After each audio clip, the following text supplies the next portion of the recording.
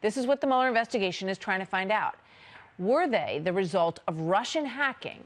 And did they give them to WikiLeaks? And did the Trump campaign conspire to then have this whole thing blow up? That's where we're at. The Mueller team did not make that link in this indictment.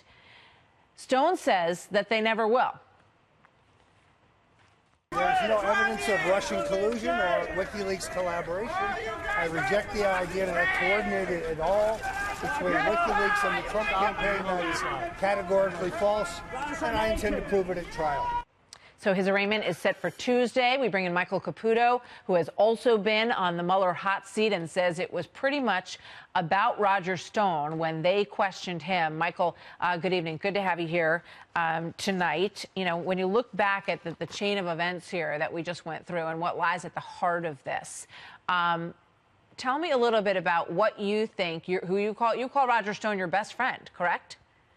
Certainly among my best friends. I've known him since I was a young man. I was his driver for a short time in my early 20s. He's been woven in and out of my career for the last 30-plus years. Known him a long, long time. I also know that Roger's in pretty good in a pretty good spot right now. I mean, it's ironic, but this slow roll of Roger Stone Day, it's actually been going on since July. And every Thursday night, reporters were calling Roger, calling me, calling others that knew him, are you ready to get picked up tomorrow? And it went on and on every Friday. Sometimes they'd skip a Friday, but it went every week. Roger Stone Day is Friday, to the point where, I think Roger in some ways is relieved, and he's ready to take these charges on, head on. One of the questions is whether or not Roger Stone was involved with the campaign, then he was fired after a couple of months. The feeling is that he got pushed out by Cora Lewandowski, who didn't want him on the campaign. So then he's on the outside, and he's talking to his, sort of like-minded political friends, talking to you, to Jerome Corsi, to Randy Credico, and, there's lots of buzz about, I wonder if, there's going to be something that drops, some bad information about Hillary Clinton. So this indictment says that basically someone in the Trump campaign was nudging him along to say, like, can you find out when WikiLeaks is going to drop this stuff? And he, was saying that he had a connection, that he could figure out when it was going to drop, and making all these statements about this information that was going to drop.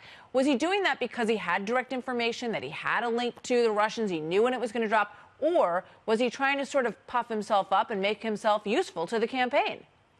Well, first of all, you have to realize that at no time has Roger ever thought that WikiLeaks were the Russians.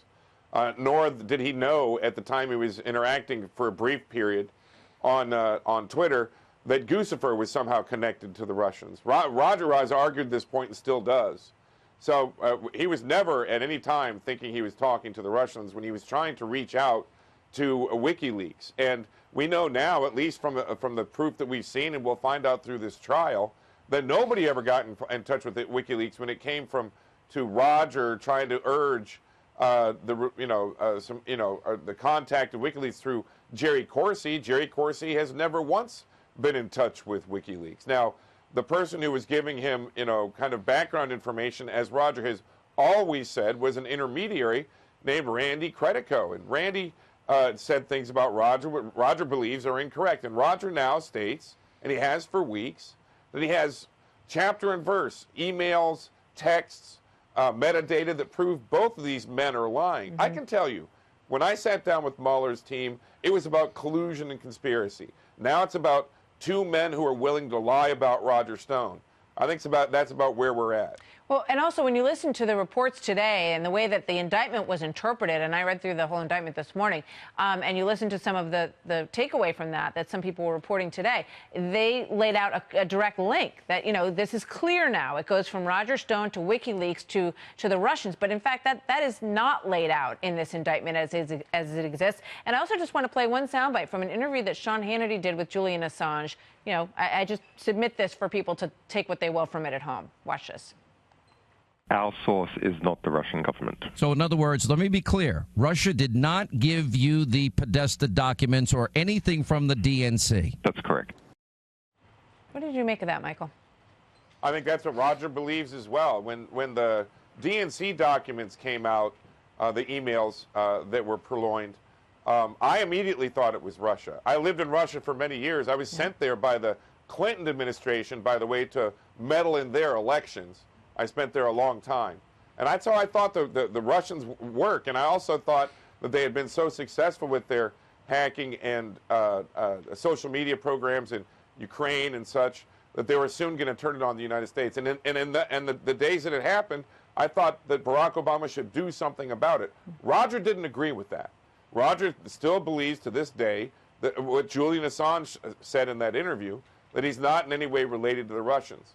But at the bottom line of this whole thing is, did Roger Stone ever get in contact with WikiLeaks, whether Julian Assange got the emails from the Russians or Santa Claus? And there's absolutely no linkage. Well, we'll see. As you say, he's going to get his day in court, and you say that he is looking forward to that. And he's we'll watch. salivating, I can We'll promise. see. We'll see where it goes. Thank you very much, Michael. Good to see you tonight. Thanks for coming in.